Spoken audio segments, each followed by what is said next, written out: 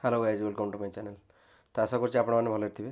तो बहुत पिला भावुंट कि मो बांग्लोर जाऊँगी बांग्लोर रे मते जॉब मिलूनी बांग्लोर रे जॉब नाही कि मो बांग्लोर जाइकरी फेलोर होइकरी पळै आसुची। तो बहुत पिला एई भळा डाउट रे अछंती।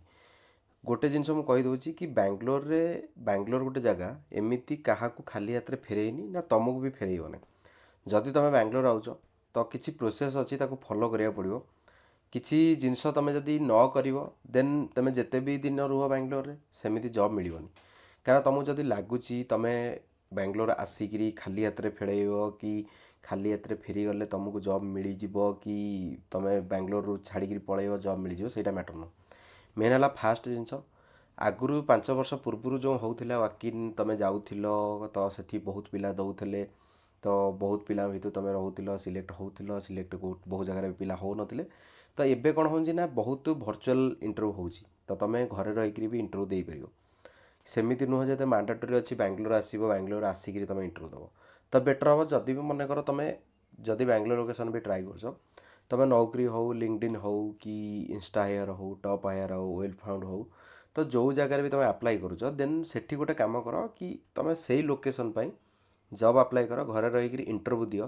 ଇଣ୍ଟରଭ୍ୟୁ ଦେଲା ପରେ ତୁମକୁ କନଫିଡେଣ୍ଟ ପଳେଇ ଆସିବ କି ମୁଁ ଏତିକି ଜିନିଷ ଜାଣିଲି ମୁଁ ଏତିକି ଜିନିଷ କଭର୍ କରିସାରିଛି ତ ମୁଁ ଗୋଟେ ଲେବୁଲ୍ରେ ପହଞ୍ଚିଗଲି ଗୋଟେ ଇଣ୍ଟରଭ୍ୟୁ କ୍ରାକ୍ କରିବା ପାଇଁ। କିନ୍ତୁ ତୁମେ ଡାଇରେକ୍ଟ ମନେକର ବାଙ୍ଗଲୋର ପଳେଇ ଆସିଲ ତ ବହୁତ ଅଛି ଜିନିଷ ଆମର ଫାଇନାନ୍ସିଆଲି ଏତେ ଷ୍ଟେବୁଲ୍ ନୁହଁ ଆମେ। ତ ଆମେ ଆସିକିରି ଯଦି 6 ମନ୍ଥ କି 1 ଇୟର୍ ରହିବା ବାଙ୍ଗଲୋରରେ ଦେନ୍ ସେ ଟାଇମ୍ ଯାଏ ଆମକୁ ଯଦି ଜବ୍ ନ ମିଳିବ ଆମେ କ'ଣ କରିବା। ଗୋଟେ ଅପସନ୍ ହେଲା ଆମେ ଟ୍ରାଏ କରିବା ତ ଯଦି ଜବ୍ ନ ମିଳୁଛି ଆମେ call centre chat process support job non tech jobs କରିବା ଗୋଟେ ଜିନିଷ। ଦ୍ୱିତୀୟ କଥା ତୁମେ ଯେଉଁ ଜିନିଷଟା ପାଠ ପଢ଼ିଛ ଦେନ୍ ତୁମେ ସେ ଜିନିଷରେ ଯଦି ଜବ୍ ନ ପାଇଲ ତୁମେ ଏକରେ ତ ସାଟିସ୍ଫାଏ ହେବନି। ତୁମେ ମେଣ୍ଟାଲି ତୁମେ ସାଟିସ୍ଫାଏ ହେବନି କି ହଁ ମୁଁ ଏଇ ଜିନିଷ କରୁଥିଲି ମୁଁ ଏଇ ଜିନିଷ କରିବାକୁ ଚାହୁଁଛି ମୋତେ ସେ ଜିନିଷ ମିଳୁନି। କଲ୍ ସେଣ୍ଟର ଚାଟ୍ ପ୍ରୋସେସ୍ ରହିଲେ ତୁମ ନିଜର କିଛି ଗ୍ରୋଥ୍ ହେବନି। ତ ତୁମେ ଯଦି ମନେକର ୱାକିନ୍ ଗଲ କି ତୁମର କେଉଁଠି ଗୋଟେ ୱାକିନ୍ ବାହାରିଛି ତ ତୁମେ ଗଲା ପରେ ତୁମେ ଦେଖିଲ ସେ ପିଲା ସବୁ ପିଲା ଏଣ୍ଟ୍ରି କରିଗଲା ତୁମର ଲେଟ୍ ହେଲା ବାଙ୍ଗଲୋର ଟ୍ରାଫିକ୍ ଯେହେତୁ ତ ତୁମର ଲେଟ୍ ହେଇଯାଇପାରେ। ଲେଟ୍ ହେଇଗଲା ପରେ ପ୍ରୋବ୍ଲେମ୍ କ'ଣ ହେବ ନା ସିକ୍ୟୁରିଟି ଗାର୍ଡ଼ ଆଜିକାଲି ତ ତୁମେ ଜାଣିଛ ତ ଯେଉଁଠି ଯିବ ତୁମେ ଏଣ୍ଟ୍ରି କଲାବେଳକୁ ସିକ୍ୟୁରିଟି ଗାର୍ଡ଼ ସହିତ କଥା ହେଇକି ତୁମେ ଏଣ୍ଟ୍ରି କରିବ। ଗୋଟେ ଗୋଟେ ଜାଗାରେ ସିକ୍ୟୁରିଟି ତୁମକୁ କହିବେ କି ଭାଇ ଆମର ଏବେ ଆଉ ଏଣ୍ଟ୍ରି ନାହିଁ ପିଲା ଫୁଲ୍ ହେଇଗଲେଣି ତୁମେ ନେକ୍ସଟ ଡେରେ ଆସ କି ଆଉ ଏବେ ଇଣ୍ଟରଭ୍ୟୁ ହେବନି। ତୁମେ ଘରେ ଯାଇକିରି ସାଇଡ଼୍ରେ କମ୍ପାନୀର ୱେବସାଇଟ୍ରେ ତୁମେ ଆପ୍ଲାଏ କର ଜବ୍ ଆପ୍ଲାଏ କରା ପରେ ତୁମକୁ ଏଚ୍ ଆର୍ ସହିତ କଥା ହେବାକୁ ମିଳିବ। ତୁମେ ଏଚ୍ ଆର୍ ସହିତ କଥା ହେଇକିରି ଇଣ୍ଟରଭ୍ୟୁ ଫିକ୍ସ କରିବ। ସିଏ ତୁମକୁ ଡାଇରେକ୍ଟ ଏଚ୍ ଆର୍ ସହିତ କଥା କରାଇବେ ନାହିଁ ଇଏ ବି ହେଇପାରେ ଗୋଟେ ଗୋଟେ ସିନାରିଓରେ। ଦ୍ୱିତୀୟ ମନେକର ତୁମେ ଯେଉଁଦିନ ଯାଇଛ ସେଦିନ ୱାକିଂ ନାହିଁ ତୁମ କତିରେ ଡିଟେଲ୍ସ ପହଞ୍ଚିନି କି ତୁମେ ଜାଣିନ କି ୱାକିଂ ଚାଲିଛି ତୁମକୁ କିଏ କହିଦେଇଛି ତୁମେ ଯାଇ ପଳେଇଲ କିନ୍ତୁ ସେଦିନ ୱାକିଂ ନାହିଁ ତାଙ୍କର ସରିଯାଇଛି ଇଣ୍ଟରଭ୍ୟୁ ପ୍ୟାନେଲ୍ ପଳେଇଛନ୍ତି ତ ସେଇଟା ବି ତୁମେ ହଇରାଣ ହେବ। ତ ବେଟର୍ ହେବ ତୁମେ କାହା କଥା ଶୁଣନି ତୁମେ ଟାର୍ଗେଟ୍ କର ଯେଉଁଠି ବି ତୁମେ ଯେଉଁ ଲୋକେସନ୍ ପାଇଁ ଟ୍ରାଏ କରୁଛ ଘରେ ରହିକିରି ସେଇଟା କିଛି ଦିନ ତମେ ପଢ଼ାପଢ଼ି କରି ଇଣ୍ଟରଭ୍ୟୁ ଦେଲା ପରେ ତୁମ କନଫିଡେନ୍ସ ଟିକେ ବୁମ୍ ହେଇଯିବ।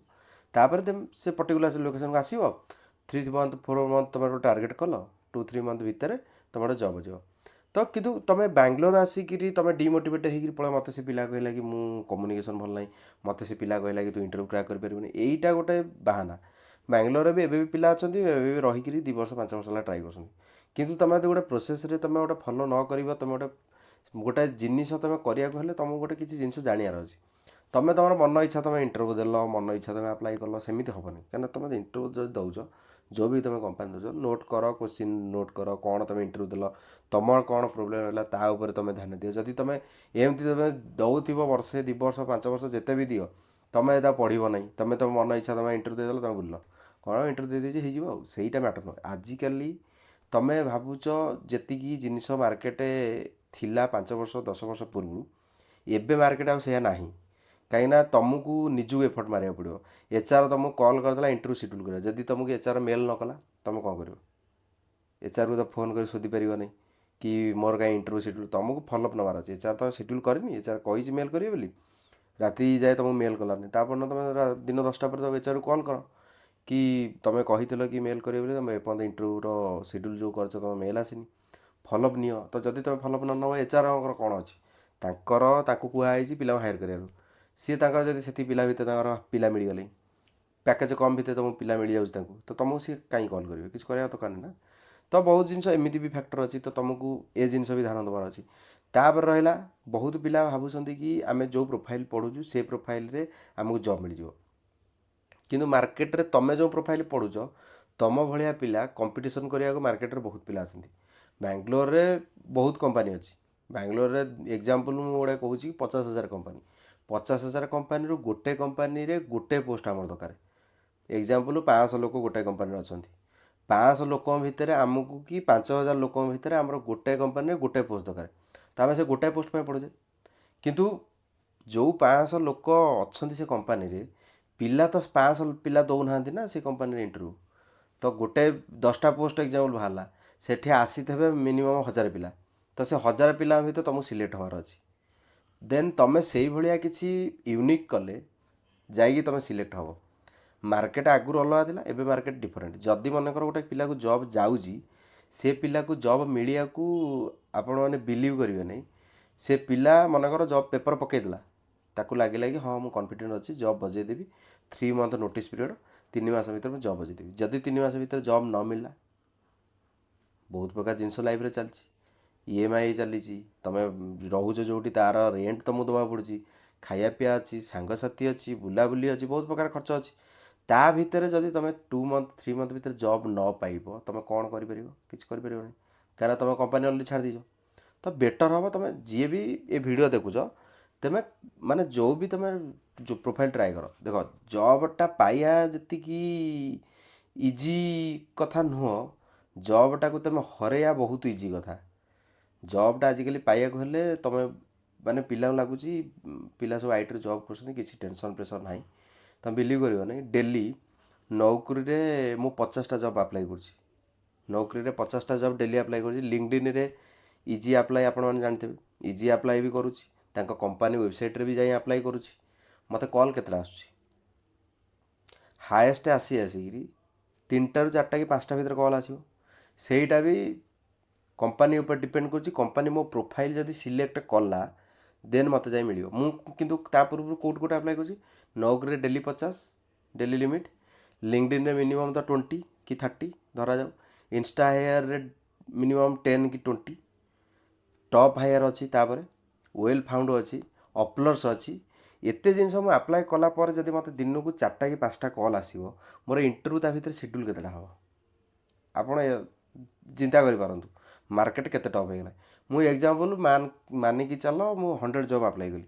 100 ଜବ୍ରେ ମୋତେ ମିନିମମ୍ କଲ୍ ଆସିବ କେତେଟା? 4ଟାରୁ 5ଟା। 4ଟାରୁ 5ଟା ଯେଉଁ କଲ୍ ଆସିବ, ସିଏ 4ଟାରୁ 5ଟା ଇଣ୍ଟରଭ୍ୟୁ ସିଡ୍ୟୁଲ୍ କେତେଟା ହେବ? 2ଟା।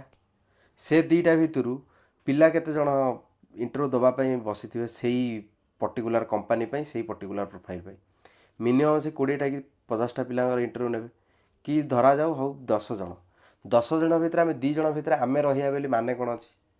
ତାଙ୍କୁ ଯଦି ଆମ ଜାଗାରେ ଆମ ପ୍ୟାକେଜ୍ ଠାରୁ କମ୍ ପ୍ୟାକେଜ୍ରେ ବି ପିଲା ମିଳିଗଲେ, ସେ ତାଙ୍କୁ ବି ସିଲେକ୍ଟ କରିପାରିବେ। ଗୋଟେ ଫ୍ୟାକ୍ଟର। ଦ୍ୱିତୀୟ ଫ୍ୟାକ୍ଟର ହେଲା, ଯଦି ମନେକର ସେ ଆମକୁ ବି ସିଲେକ୍ଟ କଲେ, ଲାଷ୍ଟ ରାଉଣ୍ଡ ଯାଏ ଆମେ ସିଲେକ୍ଟ ହେଇ ଚାଲିବା ବୋଲି ମାନେ କ'ଣ ଅଛି? ଆମର ବି କିଛି ପ୍ରୋବ୍ଲେମ୍ ହେଇପାରେ। ସିଏ ଗୋଟେ ତୁମର ଇଣ୍ଟରଭ୍ୟୁରେ ଯଦି ଇଣ୍ଟରଭ୍ୟୁ ନେଉଛି, ସିଏ ତୁମକୁ ଗୋଟେ କୋଶ୍ଚିନ୍ ପଚାରିଲା, ତୁମେ ଯଦି ତାକୁ ସାଟିସ୍ଫାଏ କରିପାରିଲନି, ସିଏ ଯେଉଁ ଜିନିଷ ତୁମକୁ ପଚାରୁଛି, ସିଏ ଯେଉଁ ଜିନିଷ ଜାଣିବାକୁ ଚାହୁଁଛି, ସେ ଜିନିଷର ଆନ୍ସର୍ ମୁଁ ଦେଇପାରିନି, ସେ ମୋତେ କାହିଁକି ରଖିବନି ନା। କାରଣ ମନେକର ଗୋଟେ କମ୍ପାନୀରେ ସିଏ ଗୋଟାଏ ପୋଷ୍ଟ ପାଇଁ 3 ଜଣଙ୍କୁ ସିଲେକ୍ଟ କରୁଛନ୍ତି, ଲାଷ୍ଟ ରାଉଣ୍ଡ ଯାଏ 3 ଜଣ ସିଲେକ୍ଟ ହେଇଛନ୍ତି। କିନ୍ତୁ ତୁମେ କ'ଣ ଭାବୁଛ? ସିଏ ତୁମକୁ ଅଫର୍ ପାଇଁ ଯେଉଁ କହିଲେ କି ହଁ ତୁମେ ସିଲେକ୍ଟ ହେଇଯାଇଛ, ସିଏ ବ୍ୟାକଅପ୍ରେ ଆଉ ପିଲା ରଖିନଦେବେ? ସିଏ ଆଉ ତୁମ ସାଙ୍ଗରେ ଆଉ 2-3ଟା ପିଲା ରଖିଦେବେ ଯଦି ତୁମେ ଜଏନ୍ ନ କରିବ। ଯଦି ତୁମେ ମନେକର ସିଲେକ୍ଟ ହେଇଗଲ, ଅଫର୍ ଉଠାଇଦେଲ, ଡକୁମେଣ୍ଟ ପଠାଇଦେଲ ଭେରିଫିକେସନ୍ କରିବା ପାଇଁ, ଡକୁମେଣ୍ଟ ପଠାଇ ସାରିଲା ପରେ ବି ପିଲା ଜଏନ୍ କରୁନାହାନ୍ତି। କାରଣ ମୋତେ ଏକ୍ଜାମ୍ପଲ୍, ମୋତେ ଗୋଟେ 5 ଲକ୍ଷର ଅଫର୍ ମିଳିଲା। 5 ଲକ୍ଷର ଅଫର୍ ମୁଁ ଉଠେଇଛି ସେ କମ୍ପାନୀରୁ। ସେ କମ୍ପାନୀ ଜାଣିଛି କି ତୁମେ ଜଏନ୍ କଲ ସେ 5 ଲକ୍ଷ ଟଙ୍କାରେ। କିନ୍ତୁ ମୋତେ ସେଇ 5 ଲକ୍ଷ ଜାଗାରେ 8 ଲକ୍ଷ ଟଙ୍କାରେ ଆଉ ଗୋଟେ କମ୍ପାନୀ ମିଳିଗଲା। ମୁଁ ସେ କମ୍ପାନୀ ଜଏନ୍ କରିବି ନା 5 ଲକ୍ଷ ବାଲା କମ୍ପାନୀ ଜଏନ୍ କରିବି? ଅବଭିୟସ୍ଲି ମୁଁ 8 ଲକ୍ଷ ବାଲା କମ୍ପାନୀ ଜଏନ୍ କରିବି। ଯଦି କମ୍ପାନୀ ଭଲ ଅଛି, ଦେନ୍ ମୋତେ ଗୋଟେ ଜାଗାରେ ମିଳୁଛି ୱାର୍କ ଫ୍ରମ୍ ହୋମ୍, ହାଇବ୍ରିଡ଼ ଗୋଟେ ଜାଗାରେ ମିଳୁଛି, ଗୋଟେ ଜାଗାରେ ମୋତେ 5 ଡେ ଅଫିସ୍ ମିଳୁଛି। ତ ମୁଁ କେଉଁଟାକୁ ଚୁଜ୍ କରିବି? ଅବଭିୟସ୍ଲି ମୋତେ ୱାର୍କ ଫ୍ରମ୍ ହୋମ୍ ହାଇବ୍ରିଡ଼, ମୋତେ 2 ଡେଜ୍ 3 ଡେଜ୍ ମୋତେ ଅଫିସ୍ ବାଲା ହିଁ ପସନ୍ଦ ଆସିବ, ୱାର୍କ ଫ୍ରମ୍ ବାଲା ପସନ୍ଦ ଆସିବ। ମୋତେ ପ୍ୟାକେଜ୍ ଆଉ 1 ଲକ୍ଷ ଟଙ୍କା ଏକ୍ସଟ୍ରା ଦେଉଛି କି 2 ଲକ୍ଷ କି 3 ଲକ୍ଷ ଟଙ୍କା ଏକ୍ସଟ୍ରା ଦେଉଛି, ଦେନ୍ ମୁଁ ସେଠି ଜଏନ୍ କରିବି। ଏଇଟା ବି ଗୋଟେ ଜିନିଷ।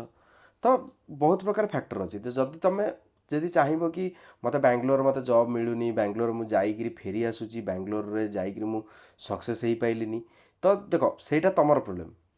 ବାଙ୍ଗଲୋରରେ ବହୁତ ପ୍ରକାର ଜବ୍ ଅଛି।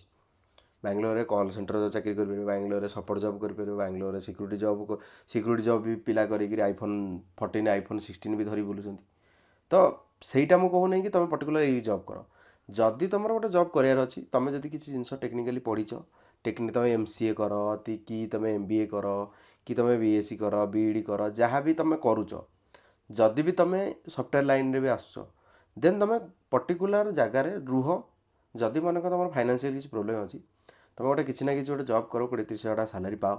ଛୋଟ ଜବ୍ ବି ଆଜିକାଲି କିଛି ନାହିଁ, ନର୍ମାଲ ଜବ୍ ତୁମେ କଲେ ବି 15-20 ହଜାର ଟଙ୍କା ସାଲାରୀ। ତୁମେ ଯଦି ବି କଲ୍ ସେଣ୍ଟର କାମ କର ବି 15-20 ହଜାର ଟଙ୍କା, 30 ହଜାର ଟଙ୍କା ସାଲାରୀ ପାଇବ। ସିକ୍ୟୁରିଟି ଜବ୍ କଲେ ବି ମାସକୁ 40 ହଜାର ଟଙ୍କା, 50 ହଜାର ଟଙ୍କା ପିଲା କମାଉଛନ୍ତି। ଡେଲିଭରି କରିକିରି ବି ଡେଲିଭରି ବୟ ଆମର ଯିଏ ଓଡ଼ିଆ ପିଲା ବି ଆମର ଅଛନ୍ତି, ଓଡ଼ିଆ ଭାଇମାନେ ବି ଡେଲିଭରି କରୁଛନ୍ତି, ସେମାନେ ବି ମୁଁ ଜଣକ ଭାଇଙ୍କର ଦେଖୁଥିଲି 60 ହଜାର ଟଙ୍କା ମାସକୁ ସେ କମାଉଛନ୍ତି। ମାନେ ଚିନ୍ତା କର, ଡେଲିଭରି କରିକିରି ଭାଇ ଘର ବି ଚଳାଉଛନ୍ତି, ମାସକୁ 60 ହଜାର ଟଙ୍କା କମାଉଛନ୍ତି। ଗାଡ଼ି ଚଲେଇକିରି ଡେଲିଭରି କରିବା, 8 ଘଣ୍ଟା 10 ଘଣ୍ଟା କାମ କରିକିରି 12 ଘଣ୍ଟା କାମ କରି ଯଦି 60 ହଜାର ଗୋଟେ ପିଲା କମେଇ ପାରୁଛି, ତ ଖାଲି କ'ଣ ପର୍ଟିକୁଲାର ଜବ୍ ଅଛି, ତୁମେ ଗୋଟେ ଜବ୍ ହିଁ ଫୋକସ୍ କରିବ, ଆଉ କିଛି ଜବ୍ ନାହିଁ, ତୁମେ କରିପାରିବନି, ଘରୁ ପଳେଇବ। ବହୁତ ପିଲା ଆମ ସାଙ୍ଗରେ, ମୋ ସାଙ୍ଗ ପିଲା ଆସିଥିଲେ, ସିଏ ବି ଆଜିକା ଡେଟ୍ରେ ବାଙ୍ଗଲୋର ନାହାନ୍ତି, ଘରକୁ ପଳେଇଛନ୍ତି। କିନ୍ତୁ ଆମେ ଆମର ବାଙ୍ଗଲୋରରେ ଷ୍ଟେବୁଲ୍ ହେଇକି ଅଛୁ। କିନ୍ତୁ ଜିନିଷ କ'ଣ, ତୁମେ ଗୋଟେ ଜାଗାରେ ପର୍ଟିକୁଲାର ରୁହ। ଯଦି ତୁମର ବାଙ୍ଗଲୋରରେ ଜବ୍ କରିବାର ଅଛି, ଆଇଟିରେ ଜବ୍ କରିବାର ଅଛି, ତୁମେ ପର୍ଟିକୁଲାର ବାଙ୍ଗଲୋର ଲୋକେସନରେ ଛୋଟ ମୋଟ ଜବ୍ କରିକିରି ମାଇଣ୍ଡ ତୁମର ଫୋକସ୍ କରିବ। ମେନ୍ ଗୋଲ୍ ହେଲା ସଫ୍ଟୱେର୍ ଯିବାର ଅଛି। ସେକେଣ୍ଡ ହେଲା, ତୁମେ ଯଦି ବି ଯେଉଁ ବି ଜବ୍ କର, ସେ ଜବ୍ରେ କିଛି ଦିନ ରୁହ, ପଇସା କିଛି ଇନକମ୍ କର, କିନ୍ତୁ ପାରାଲାଲି ତୁମେ ଇଣ୍ଟରଭ୍ୟୁ ଦିଅ। ସଟର୍ଡେ ସଣ୍ଡେ ଛୁଟି, ଗୋଟେ ଜାଗାରେ ସଣ୍ଡେ ଛୁଟି ରହୁଛି, ଗୋଟେ ସଟର୍ଡେ ରହୁନି। ତୁମେ ଗୋଟେ ଦିନ ଆଟଲିଷ୍ଟ ସିକ୍ ଲିଭ୍ ନିଅ, ସିକ୍ ଲିଭ୍ ନେଇକରି ଗୋଟେ ଦିନ ଇଣ୍ଟରଭ୍ୟୁ ଦିଅ। ଇଣ୍ଟରଭ୍ୟୁ ଦେଲେ ତୁମେ କ'ଣ ହେବ, ଫୋକସ୍ ତୁମେ, ହଁ ତୁମକୁ ଲାଗିବ କି ହଁ ମୁଁ ଏଇ ଜିନିଷରେ ୱିକ୍ ଅଛି, ତା ଯେଉଁ ନେକ୍ସଟ ଗୋଟେ ୱିକ୍ ତୁମ ପାଖେ ଟାଇମ୍ ରହିବ, ତୁମେ ସେ ୱିକ୍ଟା ଭଲସେ ପଢ଼ିଦେଲ। ଭଲସେ ପଢ଼ିଲା ପରେ ତାପରେ ତୁମେ ଇଣ୍ଟରଭ୍ୟୁ ଦେଲ। ଇଣ୍ଟରଭ୍ୟୁ ଦେଲା ପରେ ତୁମର ଧୀରେ ଧୀରେ ତୁମେ ଗ୍ରୋ କରିକା ଯିବ। ଯଦି ତୁମେ ଜିନିଷଟା ପଢ଼ିବନି, ତୁମେ ଜିନିଷଟା ବୁଝିବନି, ଦେନ୍ ତୁମକୁ ଏମିତି ନାହିଁ ଯେ ଆମକୁ ଆସିକିରି ଆମ ପାଟିରେ କିଏ ଆଣି ଦେଇ ନେଇଯିବ। ଯାହା କରିବାର ଅଛି ଆମକୁ କରିବାର ଅଛି। ଆଉ ଯଦି ଆମେ ଭାଗ୍ୟକୁ କହିବା କି ହଁ ଆମର ଭାଗ୍ୟରେ ଲେଖା ଅଛି, ଆମ କପାଳରେ ଲେଖା ଅଛି ସେଇଆ ହେବ, ସେମିତି ସେ କପାଳ ଭାଗ୍ୟ ସେ ପଳେଇଲାଣି। ହଁ ତୁମର ଯାହା ଲେଖା ଅଛି ହେବ ସେଇଆ, କିନ୍ତୁ ତା ପାଇଁ ତ ଆମକୁ ଆଟଲିଷ୍ଟ ତ କିଛି ଏଫର୍ଟ ମାରିବାକୁ ପଡ଼ିବ। ସେଇଟା ନୁହଁ ଯେ ଆମେ ଘରେ ବସିକିରି କୋଟିପତି ହେଇଯିବା କି ଘରେ ବସି ବଡ଼ ଲୋକ ହେଇଯିବା। ରାତି ଯଦି ବଡ଼ ଲୋକ ସମସ୍ତେ ହେଇଯାଆନ୍ତେ, ସମସ୍ତେ ପରିଶ୍ରମ କରିକିରି କଷ୍ଟ କରିକିରି ଚାକିରି କରନ୍ତେ, ସେ ମୋତେ ଏ ପରିଶ୍ରମ ହେଉଛି, ମୋତେ ସେ ପରିଶ୍ରମ ହେଉଛି, 9 to 5 ଜବ୍ କରିବାକୁ ମୋତେ କଷ୍ଟ ହେଉଛି, ସେ ଜିନିଷ ଆଉ ନାହିଁ। ତ ହଁ କପାଳରେ ଲେଖା ଅଛି ହେବ, ସିଏ କେବେ ହେବ ଆମେ କିଛି କରିବା ନାହିଁ, ଘରେ ବସି ଆମକୁ ଖାଇବାକୁ ମିଳିବ, ସେଇଟା ତ ହେବନି ନା। ତ ଦେନ୍ ବେଟର୍ ହେବ ତୁମେ ଏଇ ଜିନିଷ ସବୁ କର। ତ ଆଜି ନାହିଁ ତ କାଲି ତୁମକୁ ଜବ୍ ମିଳିବ, କିନ୍ତୁ ତୁମେ ଆଟଲିଷ୍ଟ ଷ୍ଟେବୁଲ୍ ହେଇକି ଗୋଟେ ଜାଗାରେ ରହିବା ପାଇଁ ଟ୍ରାଏ କର। ଯଦି ତୁମେ ଷ୍ଟେବୁଲ୍ ହେଇକି ରହିବନି ତ ତୁମକୁ କିଏ ଜବ୍ ଦେବ? ତ ବେଟର୍ ହେବ ତ ଏଇ ପ୍ଲାନ୍ କର। ତ କିଛି ଜିନିଷ ପ୍ରୋସେସ୍ ଅଛି, ଫଲୋ କର। ତ ଯେଉଁ ବି ଲୋକେସନ୍ରେ ତୁମେ ରହୁଛ ସେଇ ଲୋକେସନ୍ରେ ଟ୍ରାଏ କର। ଧୀରେ ଧୀରେ ତୁମେ ଇଣ୍ଟରଭ୍ୟୁ ଦେଲା ପରେ 4-5ଟା ଦେଲା ପରେ ତୁମେ ଜାଣିଯିବ ହଁ କନଫିଡେନ୍ସ ଲେଭେଲ୍ ତୁମେ କେତେ ଲେଭେଲ୍ ଯାଏ ତୁମେ ନିଜେ ପ୍ରିପେୟାର ଅଛ, ତୁମେ ଇଣ୍ଟରଭ୍ୟୁ କ୍ରାକ୍ କରିପାରିବ କି ନାହିଁ। ଦେନ୍ ତୁମେ ସଡ଼ନ୍ ବାଙ୍ଗଲୋର ପଳେଇ ଆସିବ। ବାଙ୍ଗଲୋରଟା ଏତେ ଛୋଟିଆ ଜାଗାଟା ନୁହଁ। ତୁମେ ଆସିଲା ପରେ ହଡ଼ବଡ଼ ହେଇଯିବ, ମୁଁ କ'ଣ କରିବି, ସବୁ ପିଲା ଜବ୍ କରୁଛନ୍ତି, ମୋତେ ବି ଜବ୍ କରିବାର ଅଛି। ତ ତୁମେ ଜବ୍ ଜଏନ୍ କରିପାରୁନଥିବ, ତୁମେ ଇଣ୍ଟରଭ୍ୟୁ ଦେଉଥିବ, ଇଣ୍ଟରଭ୍ୟୁ ରିଜେକ୍ଟ ହେଉଥିବ, ଛୋଟ ମୋଟ ଜବ୍ କରି କେତେ ଦିନ ସର୍ଭାଇଭ୍ କରିବ? ଛୋଟ ମୋଟ ଜବ୍ ବି ପିଲା କରୁଛନ୍ତି, 20-25 ହଜାର ଟଙ୍କା ଦରମା ପାଉଛନ୍ତି, କିନ୍ତୁ 5 ବର୍ଷ ସେମିତି ପଡ଼ିକିରି ଅଛନ୍ତି। ତ ଛୋଟ ମୋଟ ଜବ୍ରେ, ସପୋର୍ଟ ଜବ୍ରେ ତୁମର ଗ୍ରୋଥ୍ ନାହିଁ। ଆଇଟିରେ ତୁମେ ଯଦି ରହିବ ଗ୍ରୋଥ୍ ହେବ। ତ ତୁମେ ଯଦି ସପୋର୍ଟ ଜବ୍ରେ କେତେ ଦିନ ତୁମକୁ ମିଳିଲା ବେଳକୁ, ତ ଗୋଟେ ମ୍ୟାନେଜର ପୋଷ୍ଟ ହେଲା ବେଳକୁ ଦରମା ପାଇବା ତୁମେ 50-60 ହଜାର ଟଙ୍କା ପାଇବ, କିନ୍ତୁ ଆଇଟିରେ ତୁମେ ଷ୍ଟାର୍ଟିଂରୁ 20-30 ହଜାର 50 ହଜାର ଟଙ୍କା ପାଇବ। ତ କେଉଁଟା ବେଟର୍? ତ ସେଇ ଜିନିଷଟା ତୁମେ ଟ୍ରାଏ କର, ଯେଉଁ ଜିନିଷ ତୁମକୁ ଭଲ ଲାଗୁଛି ସେ ପ୍ରୋଫାଇଲ୍ ଟ୍ରାଏ କର, କିଛି ମ୍ୟାଟର୍ ନାହିଁ। ଗୋଟେ ଜାଗା ଷ୍ଟେବୁଲ୍ ହେଇ ରୁହ, ଇଣ୍ଟରଭ୍ୟୁ ଦିଅ, ଇଣ୍ଟରଭ୍ୟୁ ରିଜେକ୍ସନ୍ ହୁଅ, ରିଜେକ୍ଟ ହେଲେ ହିଁ ତୁମେ ସିଲେକ୍ଟ ହେବ। ଯଦି ଇଣ୍ଟରଭ୍ୟୁରେ ତୁମେ ରିଜେକ୍ଟ ନ ହେବ, ତୁମେ ଜାଣିବ କେମିତି ତୁମେ କେତେ ପ୍ରିପେୟାର ଅଛ? ଗୋଟେ ଫାଇଟ୍ କରିବା ପାଇଁ, ଗୋଟେ କମ୍ପାନୀରେ ତୁମେ ଇଣ୍ଟରଭ୍ୟୁ ଦେବା ପାଇଁ ତୁମେ କେତେ ପ୍ରିପେୟାର ଅଛ? ତ ଇଣ୍ଟରଭ୍ୟୁ କୋଶ୍ଚିନ୍ ତୁମେ ଏକ୍ସପିରିଏନ୍ସ ଅଛ, ଯଦି ଏକ୍ସପିରିଏନ୍ସ କୋଶ୍ଚିନ୍ ପ୍ରିପେୟାର ହୁଅ, ରିଅଲ୍ ଟାଇମ୍ ସିନାରିଓ ପ୍ରିପେୟାର ହୁଅ। ଯଦି ତୁମେ ଫ୍ରେସର୍ରେ ବି ଟ୍ରାଏ କରୁଛ, ଫ୍ରେସର୍ରେ ତୁମକୁ ଯେଉଁ କୋଶ୍ଚିନ୍ ପଚାରୁଛନ୍ତି ତୁମେ ସେ ଦେଖ କି ବହୁତ ପିଲା ଲିଙ୍କଡଇନ୍ ଆଜିକାଲି ପୋଷ୍ଟ କରୁଛନ୍ତି, ବହୁତ ପିଲା ଆଜିକାଲି ୱେବସାଇଟ୍ରେ ଛାଡ଼ୁଛନ୍ତି। ତ ତୁମେ ଗ୍ଲାସଡୋର ହେଉ କି ଯେଉଁଠି ବି ତୁମେ ଯେଉଁ ସର୍ଚ୍ଚ କରୁଛ, ତୁମେ ସେଠି ଦେଖ କ'ଣ ପଢ଼ୁଛ ତୁମେ ଯେତିକି ପଢ଼ିଛ ତା'ର କୋଶ୍ଚିନ୍ ସବୁ ତୁମେ ରେଡ଼ି ଅଛ କି ଆନ୍ସର୍ ଦେବା ପାଇଁ ନାହିଁ, ତାକୁ ପ୍ରାକ୍ଟିସ୍ କର। ତୁମେ ଇଂଲିଶ କମ୍ୟୁନିକେସନ୍, ଆମର ଓଡ଼ିଆ ପିଲାଙ୍କର କମ୍ୟୁନିକେସନ୍ ଇସ୍ୟୁ ଅଛି, ତୁମେ କାନାଡ଼ା ହିନ୍ଦୀ ପିଲାଙ୍କ ସହିତ କଥା ହୁଅ, ତେଲୁଗୁ ପିଲାଙ୍କ ସହିତ କଥା ହେଲା ପରେ ଇଂଲିଶ ଟୁ ଇଂଲିଶ କମ୍ୟୁନିକେଟ୍ କଲା ପରେ ଧୀରେ ତୁମର ବାହାରକୁ ଯାଇକି ଇଣ୍ଟରଭ୍ୟୁ ଦେଲା ପରେ ତୁମେ ଧୀରେ ପାଇଯିବ। ସେଇଟା କିଛି ଡର ନାହିଁ ନା ଭୟ ନାହିଁ। ତ ଧୀରେ ଜିନିଷ ସବୁ କର।